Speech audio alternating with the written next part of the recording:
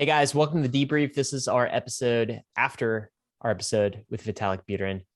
David, is that the fifth, sixth time Vitalik's been on?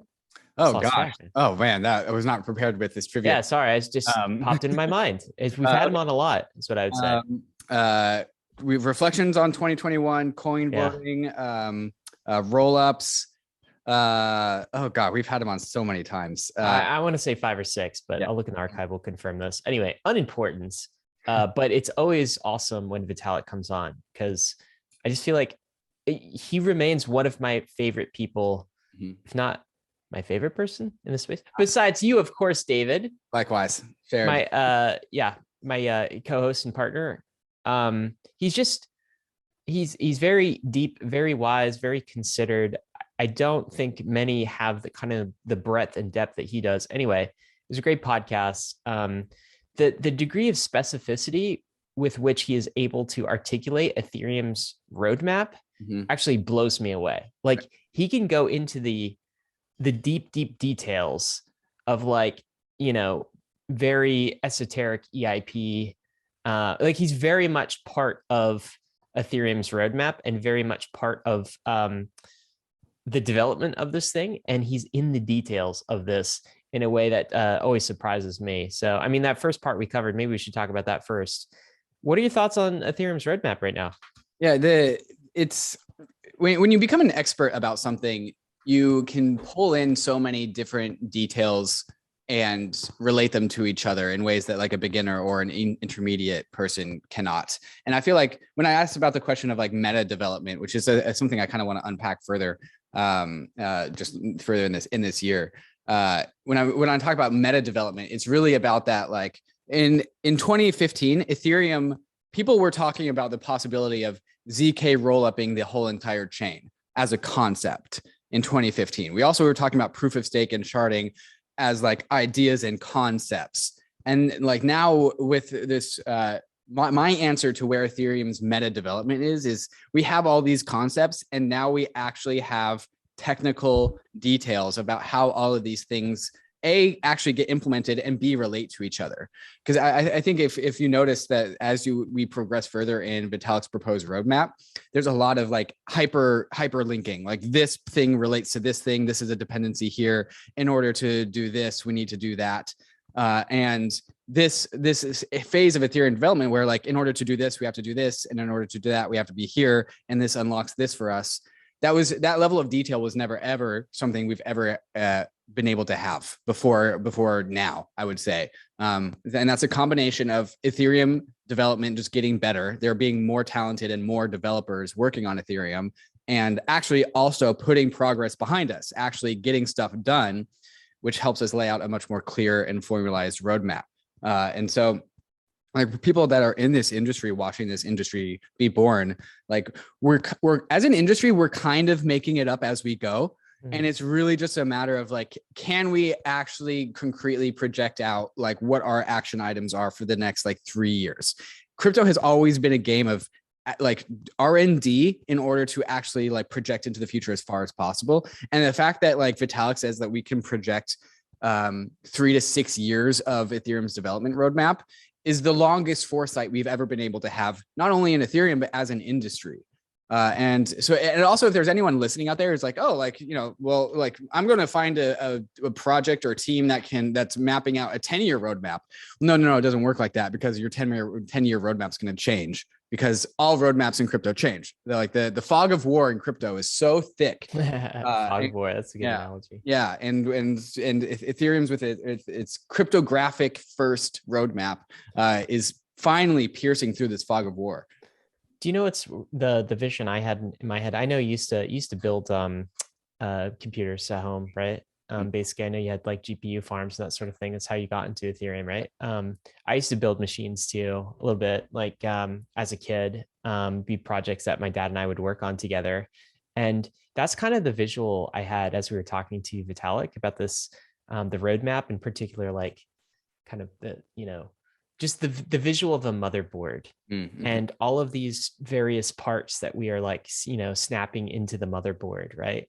And the idea that this world computer is being built like in the way it's being built is so incredible to me. Like completely open source from all corners of the world. At the very beginning of the development of Ethereum, it's like there were some concepts that didn't have clear execution ability, right? It's like we want scalability while preserving decentralization.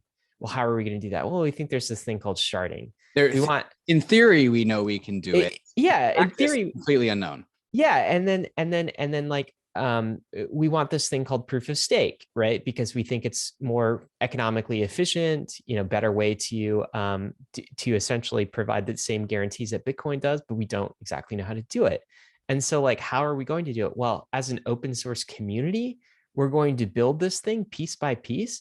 And the concept of assembling a new computer, like a new chip, a new CPU, a new motherboard in that way, in this distributed fashion, without clear, like knowing exactly how you're going to build it. You just know what needs to be built. And, Vitalik has been a brain behind this, but he hasn't been the person pulling all of the strings here, right?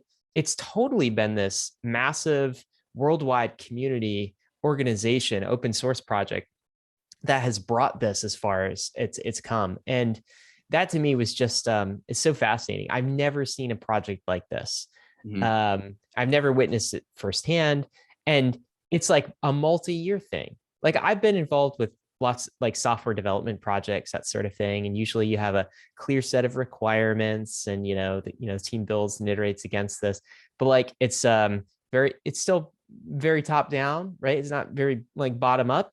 And just the way this thing is constructed as well is part of the meta development story here. And it's just, it just struck me in talking to Vitalik, is like, how cool is this that we get to be part of the early stages of this? And like you and I believe that this world computer that's being built is going to be one of the most important institutions, like digital institutions of this century. Like that's how important meta institution. It's the right. Meta. It's a meta institution too. And that's how important Ethereum is, and Bitcoin, some of these other things that we're building. So I feel very just privileged to be here, to be honest, and to witness this thing taking shape is truly incredible. Yeah, it's quite immaculate, right? I think immaculate is a great word. There's the remember the whole loot phenomenon where people birth loot and they're like, all right, like now you guys build it. Now you guys build it. Like the reason why like that doesn't fall flat on its face when it feels like it should is because there's actual precedent behind that strategy. Yeah. And that precedent is a combination of Bitcoin and Ethereum. Yeah, totally. And Ethereum even more so, just because of how much more development Ethereum needed. It's like, all right, like if Vitalik released this like yellow paper into the world, and he's like, all right, world, like I need help building this thing. And the world answered. And that's the Ethereum client teams and Ethereum researchers and all that stuff. It's an incredible story. Should we get into like some of the specifics here? So like, what do you think of, okay. So I had somebody tweet out recently when I was talking about Ethereum's layer 2 roadmap and Ethereum scalability strategy. And the tweet said something like, did Vitalik and the Ethereum Foundation just get lucky here? Like, was it happenstance that layer 2s worked out for them? And that caused me to kind of like, consider. So basically the idea that going in, Ethereum really didn't have a scalability strategy, let's say. I mean, there was this concept called sharding, but like, how do you actually achieve it? Right. This was some of the main critique of Bitcoiners. And then it almost felt like over the last 18 months or so that from one vantage point, Ethereum kind of got lucky with layer 2s.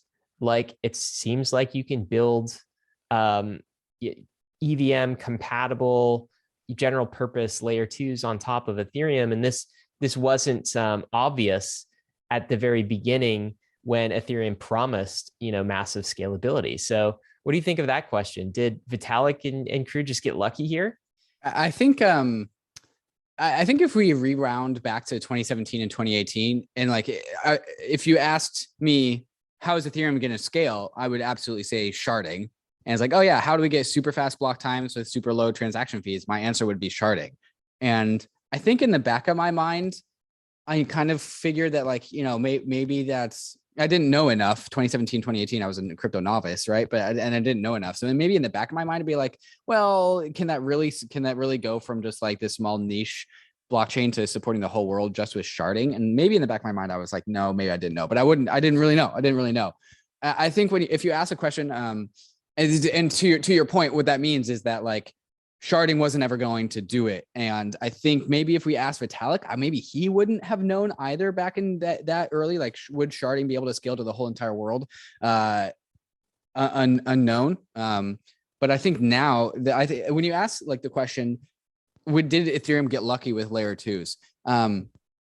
Well, having surface area for luck is also really important. Yes. And so no, I would say, because layer twos are a blockchain agnostic construction. They can go anywhere. And all Ethereum has to is be open to that. And that is what Ethereum is designed for, is to be maximally open, maximally expressive, so that any sort of crypto thing that is useful can come and be built on it. That's what the EVM for. Going back to your motherboard thing, the EVM is a universal serial bus, a USB port. It's like, oh, you built the thing, plug it in. And so no, it didn't get lucky. It's been designed to be able to absorb all good technology. Well, that was kind of my insight after kind of thinking about this for a bit. It's like, we really create our own serendipity, don't we? I mean, use the term surface area, right? For like, so Vitalik, high level sharding was going to be a path, and high level, that's kind of right. I mean, we're doing sharding, but like all the serendipity, all of the research, like, and kind of the roadmap that has resulted from that could not have been foreseen. But Ethereum kind of embraced a culture of openness to these sorts of things. I mean, the amount of work that went into the Ethereum research forums, those are like highly active and highly useful forums. Those were built out during the early days. Also, the social layer. Let's be open to this experimentation, this creation. Our high level goals are a decentralized trust computer for the world. Now, how do we incorporate the best ideas and build that out? That's all been not luck, but almost designed, yet it creates the conditions for the serendipity, for this luck that led to the roadmap that we have today. So that's been fascinating to see also. And it's, I think that rule can be applied elsewhere. Is like, yeah, there is definitely a concept of luck out there, right? But there's also like equally the truth that we oftentimes create our own serendipity. We create our own surface area to sort of attract these lucky events. That's one thing I love about Twitter, is I feel like it's sort of a serendipity creation engine. I mean, at some way, you and I met over Twitter, didn't we? Like, it was very much like I saw your writings, like it was a Twitter sort of interaction. And the entire Bankless podcast, everything like we've done together probably wouldn't have come to be without that surface layer for serendipity. So there's also a meta lesson there that I took away from this. Yeah, I remember shout out to Michael Wong, who first coined the term or implanted the term in my brain, luck surface area. Yeah, that's good. You can optimize for luck. That is something. Yeah, isn't that weird? Yeah. It's definitely a life lesson. Okay, so we've got this roadmap. We've got the merge coming, which is awesome. We've got the surge. So this is all related to our modular blockchain thesis, right? It's going to supercharge rollups. The merge is coming next year. I think the surge is probably going to be like a 2023 thing. Don't you think? I mean, we might sneak some EIPs in there that sort of start to execute on the early stages of the surge, but I don't think we'll see data sharding until 2023. I didn't want to ask Vitalik about dates because that's just he wouldn't have wanted you to. No. Yeah, it's kind of a gotcha question. If you noticed on his roadmap, there were zero dates. There were zero dates. There were it was just percentage completion, if you will. Right. Yeah. So we get the surge, and then we've got some of these other things like the verge and the purge that, some of these things are developing in tandem, I suppose. But Vitalik's take was, I thought this was interesting. We're 50% done now. And if we got the merge and the surge stuff together, not calling it a day with Ethereum, but like, he feels like that would be enough to like keep Ethereum as a trust compute layer for the entire world. Like even just two of these things on the roadmap would be enough to kind of call it a success. not fully successful, but do you know what I mean? And I thought that was an interesting observation. Like we don't maybe actually need the verge and the purge and the splurge and some of these other things in order to have Ethereum do what it needs to do for the world. What are your thoughts on that? Yeah, no, I think that is pretty interesting.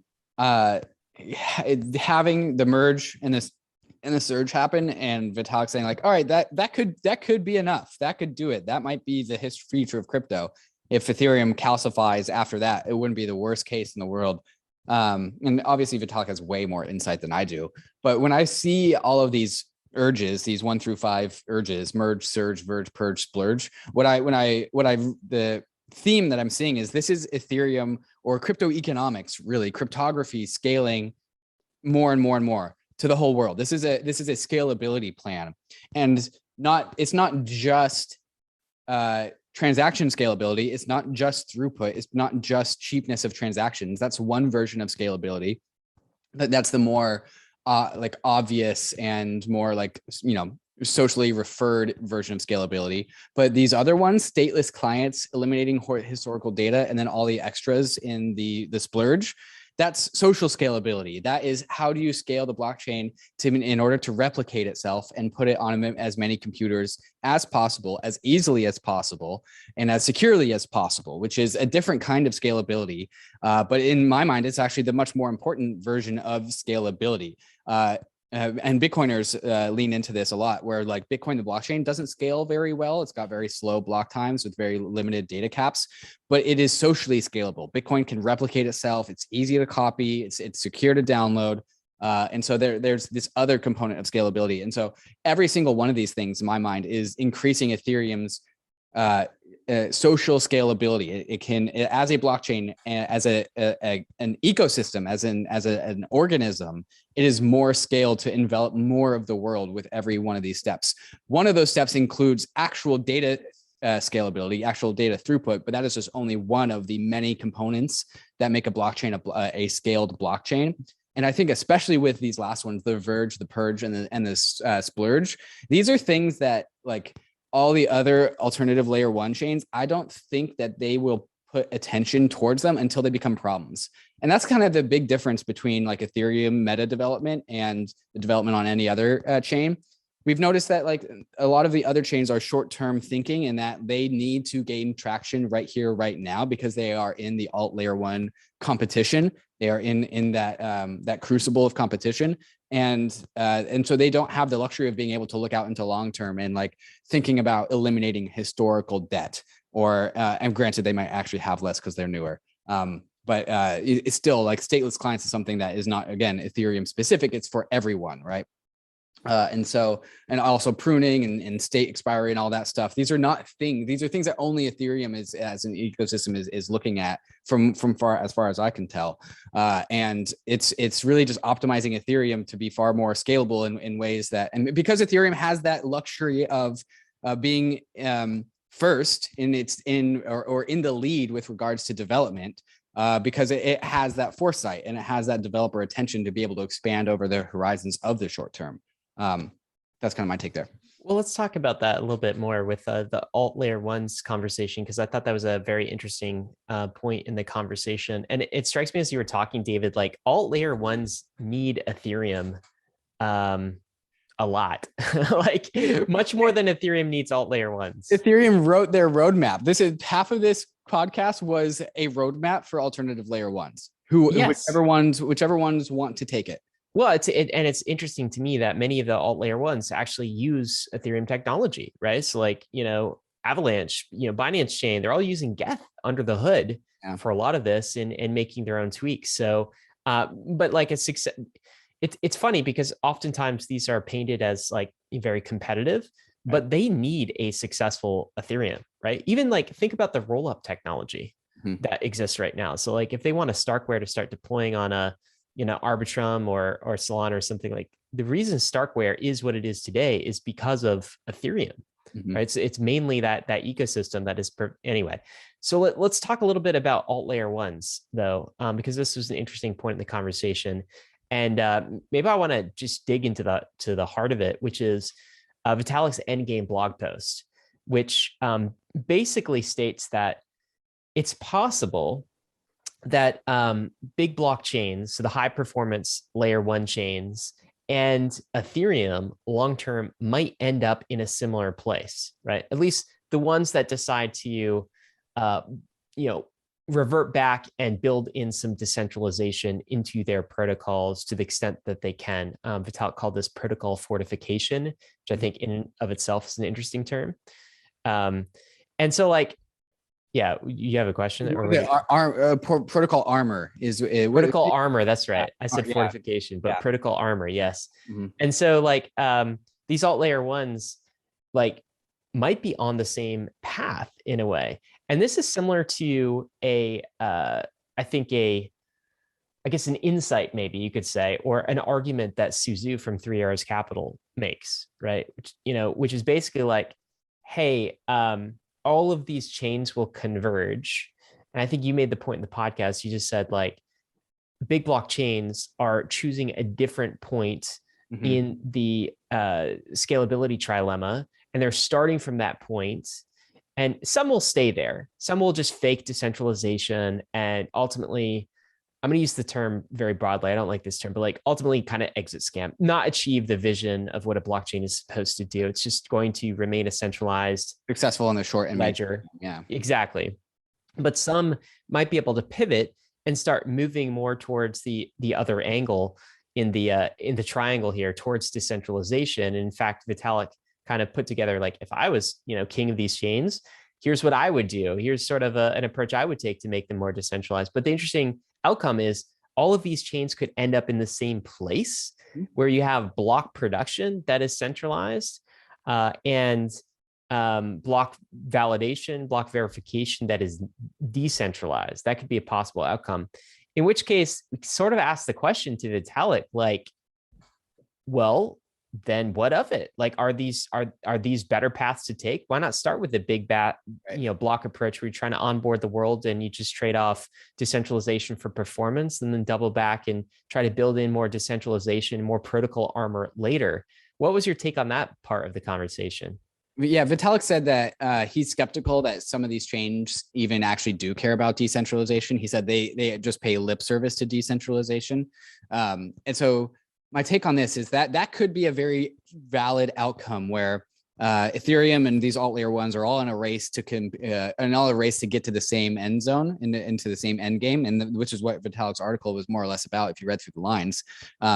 But what that would require is that some of these chains actually do care about decentralization. Like they actually do have to care about that. And Vitalik said that like in this podcast, and we've said it a number of times before, is this whole entire space is built on decentralization. And like I think that's the only belief that I hold in crypto that I will not ever budge on. And that's your maxi belief? That's my maxi belief, right? Like this whole thing is based on decentralization. And if you disagree with me, then we cannot see ever eye to eye, and I will die on that hill. That hill does not belong to Ethereum. Ethereum does not control or own or co-opt the concept of decentralization. That is a concept. Decentralization is a concept for everyone to uphold if they so choose.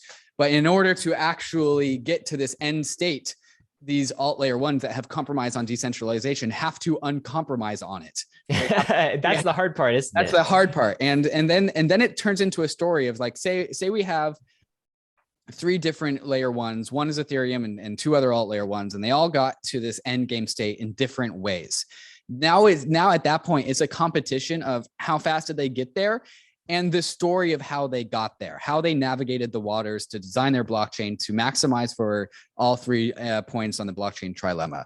And the story of how it got there, I think, is really crucially important. And I think that is still what will always separate Ethereum from everything else, because Ethereum started by compromising on scale and not decentralization, and others compromise on decentralization and not scale.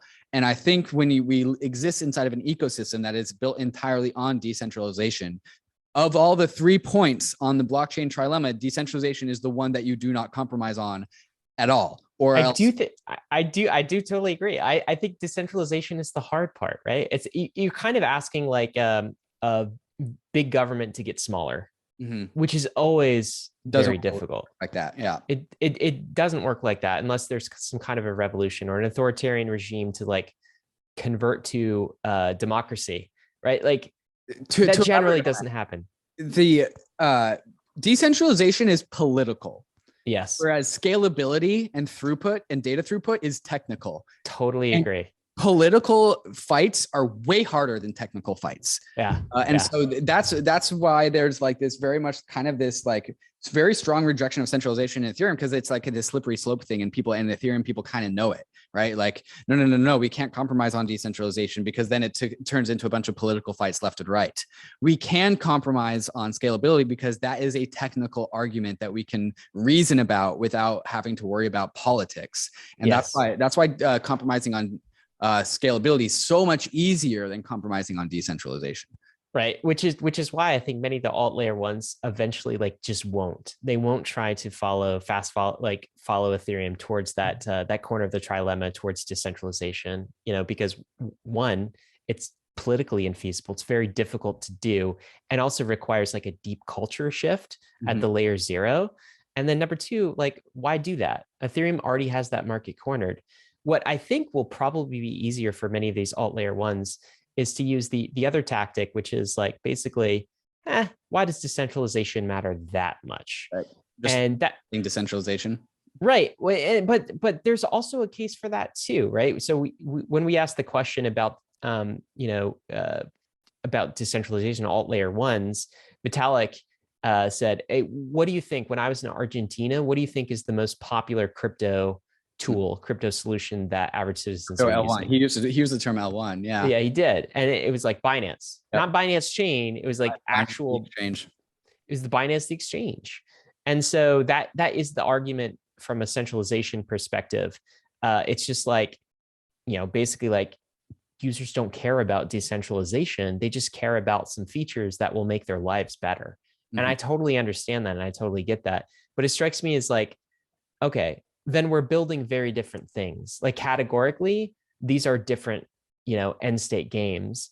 And in Bankless terminology, phraseology, it'd be more like you're building a fintech thing, okay? You're building a new bank, a neobank. What we're trying to build is a decentralized bankless system for the world. And these are separate categories of things. But what do you make of that point? Like high level, users don't care about decentralization. That is often the other alt layer 1 argument. Right. It kind of begs the question, like, a lot of people will say, shout out Tasha, will say that users don't care about decentralization. And so then why use a crypto system at all? just go use finance. Like, we actually don't need crypto to do all the things that exist on crypto. You can just fake it on a centralized platform. So why even bother with any amount of decentralization then? Maybe that's the slippery slope fallacy of like, no. There is a Goldilocks zone of decentralization, centralization, and rather than having one entity, it's best that we have 20 entities. That's the optimum level. I just don't agree with that Goldilocks zone though. Right. And I think people are mistaking real layer ones. They're conflating real layer ones with applications, right? So Binance would not have even been possible without real layer ones, without Bitcoin and Ethereum as token economies, basically, right? And so the fact that Binance exists as an app is because of these decentralized systems that came before it and that underpin it. You can't build Ethereum on Binance, but you can build Binance as an app on Ethereum. Right. And I think of which it is, right? And so I think sometimes some of these alternative layer ones, like for instance, to me, Terra comes to mind. Terra, to me, looks a lot more like a fintech type of solution than it does a layer 1, right? I mean, it has like DPoS style validators, the Cosmos chain, right? It's like maybe it's across the spectrum, somewhere between fully fintech and centralized and a layer 1, but it's not in the same category as something like a Bitcoin is trying to be, and something like an Ethereum is trying to be. And I think they're often conflated. And the reason they're conflated is because you kind of want to be valued. You want the performance, the scalability performance of an application, but you want to be valued like a layer 1. You want to be valued as a percentage of Ethereum. So the narratives get conflated in that way. but yeah, it's an interesting discussion. What else you got? Well, one thought I have is like a very possible 2020s decade is one of increased strictness, the three-letter agencies coming after crypto protocols. We already saw this with Terra and Do Kwon. Just like imagine just a more hostile regulatory environment for all of crypto. Ethereum as this maximally decentralized settlement layer, and also talking about the concept of protocol armor.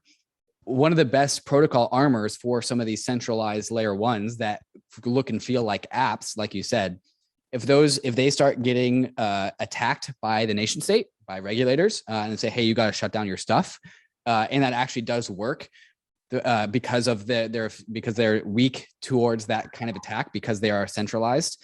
The best protocol armor for these things is to turn into a rollup. A rollup is protocol armor for anything that's centralized. And so, hey, is for Terra. Terra is like a synthetic asset platform that's a layer one. But if it's weak to external political attacks, it can use Ethereum, an Ethereum rollup as protocol armor to shield its state from anything, right? And so it just settles on Ethereum. It rolls up its state and puts it in a bundle and settles it on the L1. And like Ethereum is this like safe zone. Did you ever play like tag when you were young? Yeah. Zone? Yeah, it's like safe. Like once you put the state on Ethereum, it's safe. Like it's safe. Can't touch it. Can't go. And so like the only thing that's actually at risk is the next block, which is only one block, and everything else is safe. And so that is protocol armor. If we do get into a very hostile regulatory environment, I would imagine it would make sense, a logical conclusion for all of these at-risk centralized platforms to use Ethereum as protocol armor. I agree with that. And I also think in general, we have kind of bull market goggles on with all of these like alternative layer ones. Mm-hmm. So I think what could also happen, another driver to convert all layer ones into rollups is a bear market, to be honest, right? So one advantage that I don't know why, but people often overlook of a layer two is it doesn't have to pay for network security. And it doesn't have to fund its military budget, which is so expensive. It's so expensive. Every L1 is to fund security is the most expensive thing you can do. I just looked today. Solana pays $18 million a day on issuance on its security budget, basically, right? $18 million a day. Okay. On Ethereum, there's no maintenance costs. You basically pay per usage, and that's based on users actually paying the economic fees, the taxes to Ethereum, as it were. So none of this is obvious when we have our bull market goggles, but like during the bear run, I hope there's not a bear run, but during the bear market, when token prices go down and people are like, oh my God, we're inflating so much money. Look at how much, remember this happened with Ethereum? Look at how much we're paying miners. Look at how much we're paying our validators for this system. That could convert some to take a roll-up based approach where you basically get the military budget from Ethereum for free at cost. There's no cost to that. So that's something that's been in the back of my mind too. Anything else? Any other takeaways from this episode, David? I think just a really great episode to kick off the year. Yeah, man. It's going to be a good year. Really excited about it. We'll have Vitalik on a few more times, I'm sure. He just always writes great things. And then we're like, hey, you should come on and talk about them. Yeah. And he's like, yes, I will. Yeah. So this is no exception. First episode of the year, guys. First debrief of the year. Thanks for hanging with us. Bankless subscribers, we appreciate you. We'll talk to you soon.